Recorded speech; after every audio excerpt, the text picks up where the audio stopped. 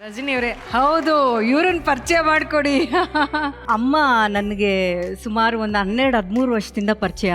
ಇವರು ಒಂಥರ ಫ್ಯಾನ್ ಆಗಿ ಬಂದಿದ್ದು ನನಗೆ.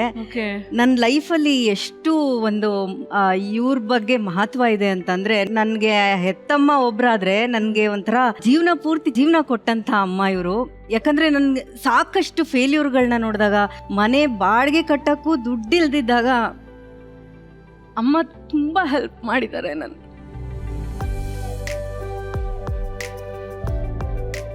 ನಾನು ಒಂದು ಟೈಮಲ್ಲಿ ಕೆಲಸ ಇರಲಿಲ್ಲ,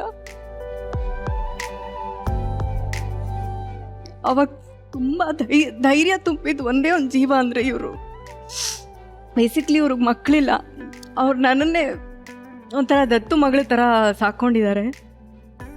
ನಾನು ಪ್ರತಿದಿನ ಅವ್ರಿಗೊಂದು ಫೋಟೋ ಕಳಿಸ್ಬೇಕು, ಪ್ರತಿದಿನ ಅವ್ರಿಗೂ ಟಚ್ಚಲ್ಲಿ ಇರ್ಬೇಕು. ನಾನು ಎಲ್ಲಿ ಹೋಗಿದ್ದೀನಿ, ಏನು ತಿಂದಿದ್ದೀನಿ, ಏನು ಮಾಡ್ತಾ ಇದ್ದೀನಿ, ಪ್ರತಿಯೊಂದು ಬೇಕು ಅವ್ರಿಗೆ. ಹೇಳಲಿಲ್ಲ ಅಂದರೆ ಕೋಪ ಮಾಡಿ ಜಗಳ ಮಾಡ್ತಾರೆ.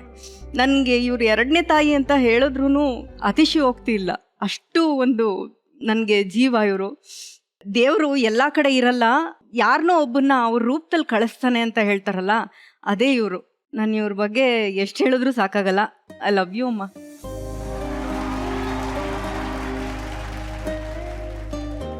ಒಬ್ಬ ತಾಯಿಯಾಗಿ ಏನ್ ಹೇಳೋದಕ್ಕೆ ಇಷ್ಟಪಡ್ತೀರಾ ನೀವು? ತುಂಬ ಖುಷಿ ಇದೆ. ತುಂಬ ಹೇಳ್ತಾ ಇದ್ಲು ಮದುವೆನೇ ಆಗಲ್ಲ ಬೇಡ ಅಂತ, ಯಾಕೆ ಜವಾಬ್ದಾರಿ ತುಂಬ ಇತ್ತು ಅವಳಿಗೆ. ಇವತ್ತು ನಾವು ಇಷ್ಟಪಡ್ತಕ್ಕಂಥ ಒಂದು ಸ್ವಭಾವ, ಒಳ್ಳೆ ಗುಣ, ವ್ಯಕ್ತಿತ್ವ ಇದ್ದ ಹುಡುಗ ಅವಳಿಗೆ ಗಂಡನಾಗಿ ಸಿಕ್ಕಿದ್ದಾನೆ. ತುಂಬ ಹೆಮ್ಮೆ, ತುಂಬ ಗರ್ವ, ಸಂಭ್ರಮ ಕೂಡ ನಮಗೆ.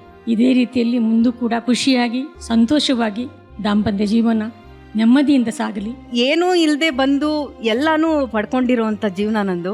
ಎಲ್ಲಾನು ಮಾಡ್ಕೊಂಡು ಬಂದಿದ್ದು ನಾನೇ. ಕೊನೆಗೆ ಒಂದು ಒಳ್ಳೆ ಲೈಫ್ ಪಾರ್ಟ್ನರು ಸಿಕ್ಕಿದ್ದು ನನಗೆ ಅದು ಮರೆಯೋಕ್ಕೆ ಆಗಲ್ಲ. ಯಾಕಂದರೆ ನಾನು ಮದುವೆನೇ ಮಾಡ್ಕೊಳ್ಬಾರ್ದು ಅಂತ ಅಂದ್ಕೊಂಡಿದ್ದ ಟೈಮಲ್ಲಿ ನನಗೆ ಅರುಣ್ ಸಿಕ್ಕಿದ್ದು. ನನ್ನ ಲೈಫ್ ಏನಿದೆ ಅದು ನಂಗೆ ಭಾಳ ಖುಷಿ ಇದೆ.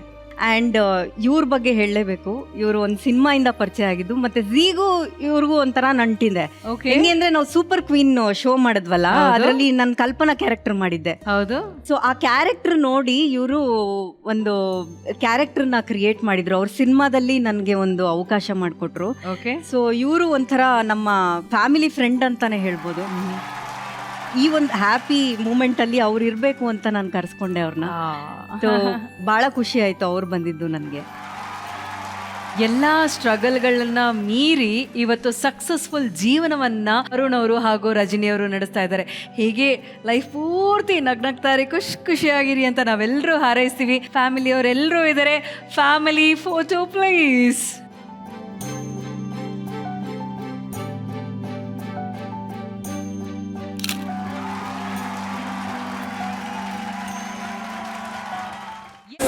number one.